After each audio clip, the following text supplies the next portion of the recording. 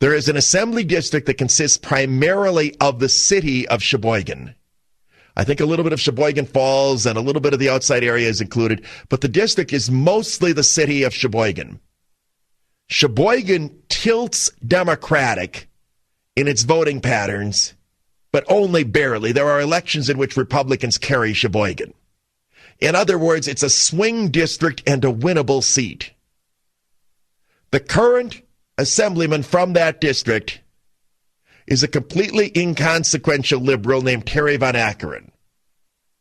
Politician in Sheboygan forever. He's a total nothing in Madison. All he is a constantly reliable vote for Jim Doyle.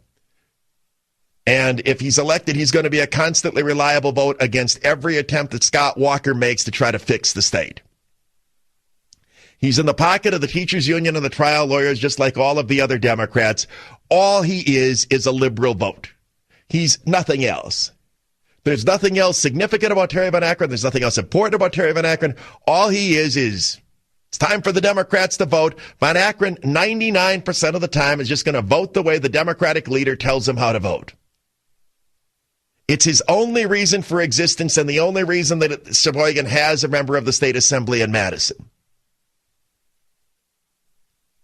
There is a Republican candidate running against him. And give me a second here because I'm going to go to his website, which admittedly I should have had punched up before the program started. But I thought I'd be doing this after I took the first break, and I was wrong. Hang on just a second. I've linked up his website on my site, Belling.com. The guy's name is Mike Endsley. And the little bit of research that I've done in talking to Republican leaders in Madison, they describe him as the absolute dream candidate for this year. He's the kind of person that we want to have in government. He's another one of these guys who has not been political. He's been in the private sector since he's been a grown-up. He's one of the people who lost his job when Jim Doyle and the unions chased Thomas Products out of Sheboygan and down to Louisiana.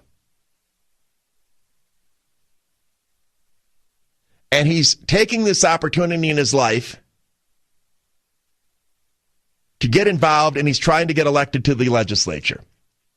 His website has specific information on where he stands on almost all of the issues. It's not the most professional website that's ever been created. It's not the glitziest. It's just something that's been put together by a guy in his campaign, and they want to serve. He states his philosophy as being a conservative. He believes that the state of Wisconsin needs to get its fiscal house in order. He states his position on a number of the other issues, pro-life, and so on. We don't have enough people like him in Madison, and here's why. We don't have enough people like him in Madison because all of those people have jobs in the private sector for which they can't just leave their jobs and work a one-third time job like state assemblyman. The state legislature consists primarily of people for whom that's their only job or for people who can take a part-time position. It's perfect for a lawyer. Lawyer can spend 2/3 of his life on his law firm practice, 1/3 of his life in the legislature. If you're a lawyer, you can handle as few or as many cases as you have time to handle. Few people who own small businesses are in the legislature. Again, you can delegate some of the duties for when you're not there. But if you're an executive for a business, you can't just be in Madison almost every day between January and April. So those people, the people who have careers in business, especially if they're at all successful, they're not going to give up their career to work for the legislature. The only reason Endsley is available is because Thomas Products left. We don't have guys like him in there. We don't have people who have worked in the private sector, especially not those that have been in the middle management or upper management areas, and they've had to deal with 9 trillion government regulations. They're not rich because they don't own their businesses.